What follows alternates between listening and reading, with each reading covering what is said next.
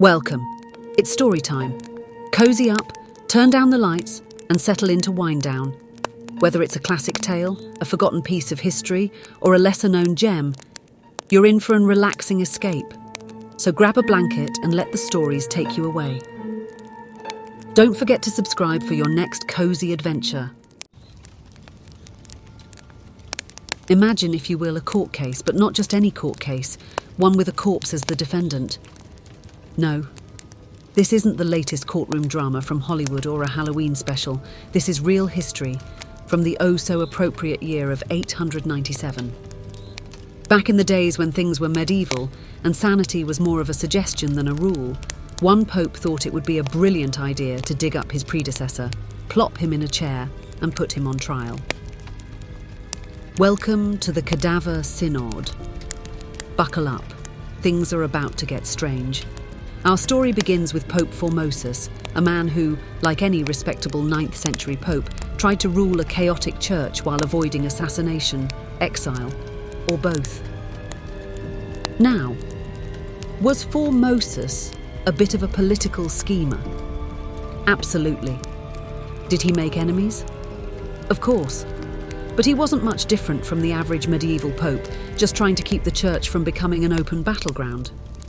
Except to one man, Pope Stephen VI. Formosus and Stephen had, shall we say, complicated feelings toward one another. Formosus passed away in 896, but Stephen, who became pope shortly after, wasn't quite ready to let things go.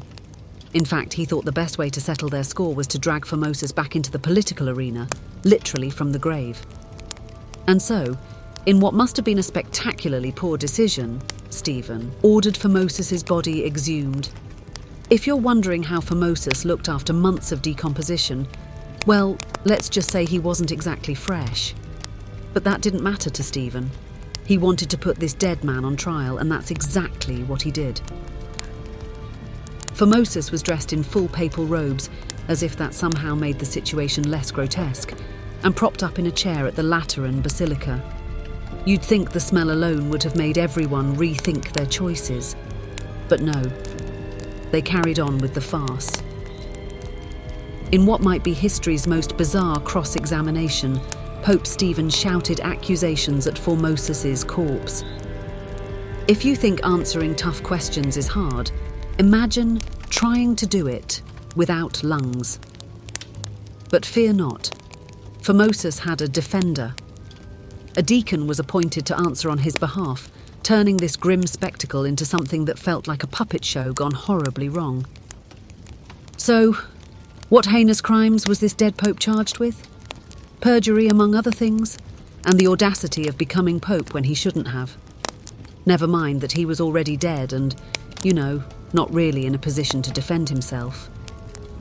Stephen was determined to make an example of him, no matter how absurd the situation had become. The verdict? Guilty, of course. It's hard to lose a case when your opponent is literally lifeless. As punishment, Formosus's papal garments were stripped. His 3 blessing fingers were chopped off, because heaven forbid a corpse should continue blessing people from the afterlife, and his body was tossed unceremoniously into the Tiber River. So much for resting in peace. Now, if you're wondering how everyone else reacted to this macabre theatre, you're not alone. The Roman public, no stranger to bizarre papal politics, found this spectacle a bit much, even by their standards. Unsurprisingly, it didn't go over well. In fact, the entire affair blew up in Stephen's face. Within months, his enemies overthrew him, and Stephen found himself in a prison cell where he was promptly strangled to death. Medieval Rome, where poetic justice was served with a side of murder. As for Formosus, his body was eventually fished out of the river by sympathetic monks and reburied in St. Peter's Basilica, where it remains to this day. In the end, despite Stephen's grotesque efforts, Formosus had the last laugh.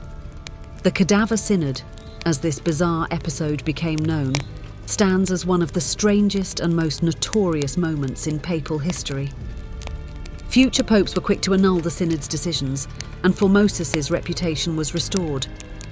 But no amount of papal decrees could undo the fact that a man had been dragged from his grave, put on trial, and unceremoniously tossed into a river. What's the takeaway from all of this? Maybe it's that grudges, especially in medieval Rome, don't die with the people who hold them. They fester, rot, and occasionally they get dug up and dragged into a courtroom.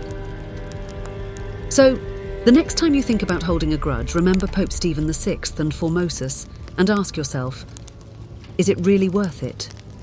Because there's overreacting, and then there's digging up a corpse for a trial. Welcome to Repository of Stories, your hub for classic tales, short stories, historical facts, and lesser-known gems. If you love uncovering fascinating narratives from all corners of history and literature, hit like, subscribe, and ring the bell for your next great story.